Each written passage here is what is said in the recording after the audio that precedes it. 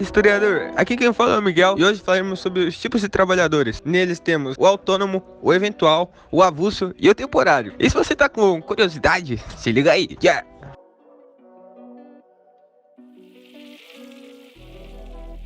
Eu vou falar um pouco sobre trabalho eventual. O trabalho eventual é definido como uma prestação de serviço, tanto de natureza urbana quanto rural, de maneira eventual, sendo a uma ou mais empresas sem relação de emprego. Pelo contrato de trabalho eventual, o trabalhador pode prestar serviço para uma ou mais empresas de maneira simultânea, sem vínculo empregatício com qualquer uma delas. Um exemplo para a prestação de serviço por contrato de trabalho eventual é serviço de eletricista, diarista, pintor e qualquer outra atividade que se caracterize pela necessidade de prestação de serviço em um momento determinado, sem a necessidade de frequência, horário definido e vínculo empregatício. Ou seja, o trabalhador eventual é aquele que é contratado para executar uma atividade específica, como reparos, por exemplo, e tem seu pagamento efetuado após a finalização do trabalho. Dessa forma, ele tem o pagamento por cada prestação de serviço. A contratação por contrato de trabalho eventual é realizada através de negociação direta empregador e empregado, como isso é definido o valor a ser pago e qual trabalho será realizado, assim como o prazo para entrega e término de serviço. Agora eu vou estar falando sobre os direitos do trabalhador temporário. Entre eles estão a remuneração equivalente à recebida pelos empregados da mesma categoria da tomadora de serviços, o pagamento de férias proporcionais em caso de dispensa sem justa causa, pedido de demissão ou término normal do contrato, fundo de garantia do tempo de serviço e benefícios e serviços da Previdência.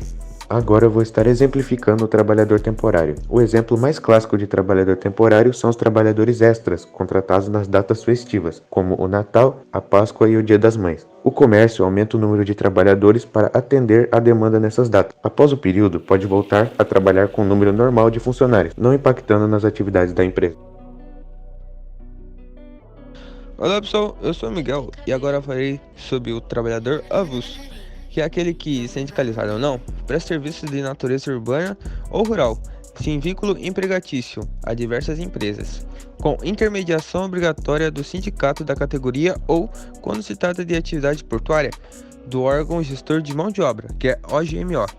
O trabalhador avulso não portuário é aquele que presta serviços de carga e descarga de mercadorias, de qualquer natureza, inclusive carvão e minério, que é o trabalhador que alvarenga, o amarrador de embarcação, de café, cacau, sal e similares. Aquele que trabalha na indústria de extração de sal, o carregador de bagagem em porto, o prático de barra em porto, o guindasteiro, o classificador, o movimentador e o empacotador de mercadorias em portos.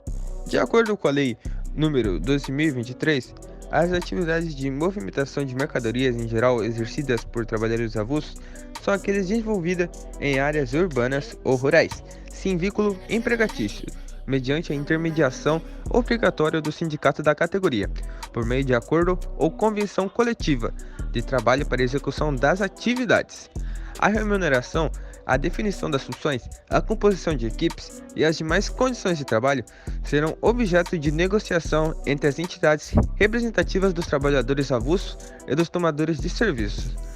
Um exemplo é as cargas e descargas de mercadorias a granel e ensacados, costura, pesagem, embalagem, isolamento, ensaque, arrasto, posicionamento, acomodação, reparação da carga, amostragem, arrumação, remoção, classificação, empilhamento, transporte com empilhadeiras, paletização, ova e desova de vagões, carga e descargas em feiras livres e abastecimento de lenha em secadores e caldeiras.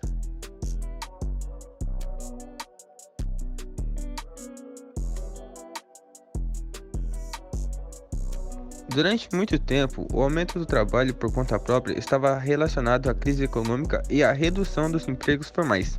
Decorrente dela, isto porque havia uma ideia de predomínio das relações de trabalho formais sobre as demais formas de exerção ocupacional e com isso o trabalho autônomo acabava sendo associado a uma falta de oportunidades no setor formal do mercado de trabalho nacional. Isso no Brasil também.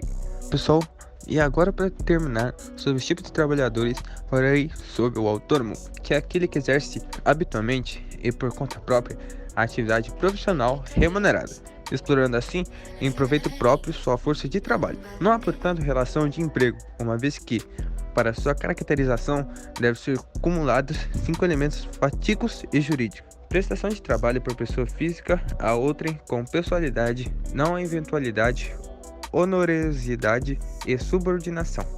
Dentro dessa perspectiva, o trabalhador autônomo distingue-se de empregado principalmente pela ausência do elemento subordinação em relação ao tomador de serviços. Isto porque desenvolve sua atividade com organização própria, iniciativa e discricionariedade, podendo inclusive escolher o lugar, o modo, o tempo e a forma de exercer seu trabalho.